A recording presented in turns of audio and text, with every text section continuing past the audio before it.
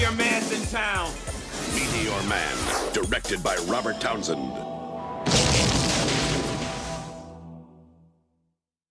For a minute, girl, I want to know your name. All right, so listen, there's a few things I have in common on this episode of the Critics Collective as we talk about the Meteor Man from 1993.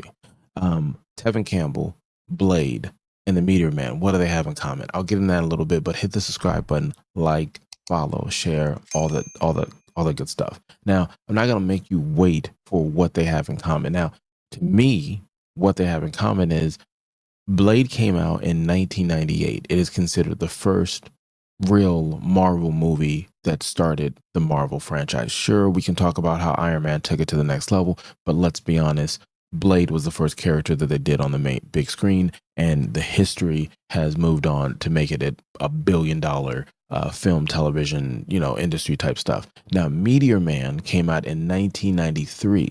Now, though it was not created by Marvel, Marvel did, I think, a small runoff of comic books that they produced, not owned, not created. I think Robert Townsend owns the rights to the Meteor Man, but just keep that in your feather hat. That movie came out first. Then we got Blade and Iron Man, and the rest is history. Now, Tevin Campbell, not Devin Campbell, if you go ahead and check the reviews we've done for the Goofy movie, but Tevin Campbell, actually in 1993, Can We Talk was the song right there at the top of the hit. So that's how I brought them all together in a weird, funky way. And now it's making me think of the knocking boots all night long. Anyway, so I'm going to go ahead and read what IMDB says about the Meteor Man. We'll go into the first impressions. We'll go into high and lows, and then we'll rate this classic movie if I can kind of spoil it for you. Now, Robert Townsend's movie states here, a high school teacher from a troubled inner city in Washington, D.C. becomes a superpower hero and takes a gang that has been terrorizing the streets off the streets. That's a fair assessment of what this is. As a kid, my dad was like, hey, we're going to watch this. And he was a big fan of Robert Townsend, the Wayans family, like Keenan was really the one out there kind of. So he just, all of that, Bill Cosby, Sammy Davis Jr., Eddie Murphy, he was really big on listening to comic albums and stuff like that. So he was already not 100% anything that Robert was putting out. I think there was even a movie that had to do with a Western setting for Robert Townsend. If you know the answer for that, put that in the comments. And so he sat down and said, hey, let's watch this. Now, this is PG-13 with a running time of 1 hour and 40 minutes. And I'll just go into my highs and lows because my impressions was I didn't know anything. I would just watch this. My parents said, watch it. So I'm watching it. And the lows, I would say, as a kid watching it then, there was no lows.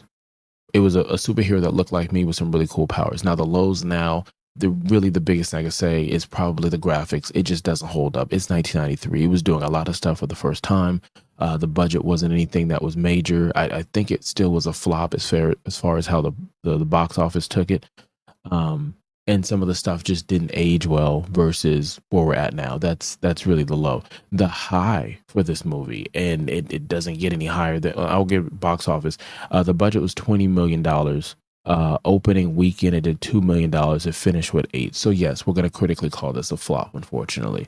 The highs, I would say, is the cast. You got Robin Townsend, you got Eddie Griffin, James Earl Jones is on here, Don Cheadle is on here, Bobby McGee is on here, Big Daddy Kane, Sinbad, Luther Vandross is on here. There's a ridiculous cast of people from R&B groups to rap groups. You had the Bloods and the Crips being associated in this as well. The storyline was cool. Someone getting powers are the powers choosing them, and they're coming in and going against the blonde group that's in there. I can't remember what their name is. Put in the comments what the name of that group is. They had their hair all dyed blonde, and I believe it started with an S. I don't want to spoil anything, but the presence of that was just so cool to have something where you related to. I mean, this hero's powers were based off of knowledge and reading books and being a good person. That's where that person got power from. Eating properly, taking care of their community, that's where they got power from. And there was something cool about there. There were a lot of funny scenes that are in there. Once again, you got Luther Vandross as a bad guy with a gun, I think you had the voice from Mufasa sitting there with a high top fade, looking like he just stepped out of a Wesley Snipes movie. And it was just entertaining. Now, some of the jokes still hold, some of the stuff doesn't. And that's just what it is. That's the pros and cons. Now, in all honesty, before we go ahead and rate this, I would love to see Robert redo this. I would love for him to um, do another movie or do a short or do something where he re-envisions this character in today's time. I would love to see it even in the animation form where you're able to really play with the idea of it. I mean, the only thing I can think of just off the top of my head from the last time I watched it, which I watched it a while ago because you can't really find it on streaming. That's another thing about it. But just how the meteor is and make the meteor alien form. And that's why the meteor chose versus some interesting, special effects back in 1993. So let's go ahead and rate this. Our rating system goes from 0 to 5, 5 being, I want to say, just so epic that you have nothing to do but to appreciate how epic it is. And then a 0 that just lets you know it's a complete, utter flop. Now, I know I said this movie was a flop in the box office, but again, superhero movies weren't a thing of major proportion. Sure, you had Batman and Superman, but I think at the time, I think that was really it. And so here comes a group of movies that are coming out there doing their own thing, and you never know. You never know if you didn't have Meteor Man, if you wouldn't have had Blade, and then you wouldn't have had the rest of the Marvel movies. So you need to wake up every morning if you're a superhero fan, and you need to say, thank you, Meteor Man. Thank you for everything you gave us. I know I will be. So that's why I'm gonna give this a 5. This is a classic. Again, as a kid watching this, I thought it did everything it needed to do. As a parent growing up, I will let my daughter watch it, but she watches stuff on her iPad and stuff. My son is always on his phone with the new technology and stuff, so it's gonna be hard to pass over the special effects on this and some of the jokes from the 90s. I'm not gonna be able to get them to understand everything all together, but whoop, there it is. Whoop, there it is. There's a review, and that's another song from 1993. Yeah, I did it. I did it again. Three-peat. You see what I did there? You could have been anywhere in the world, and you chose to be here.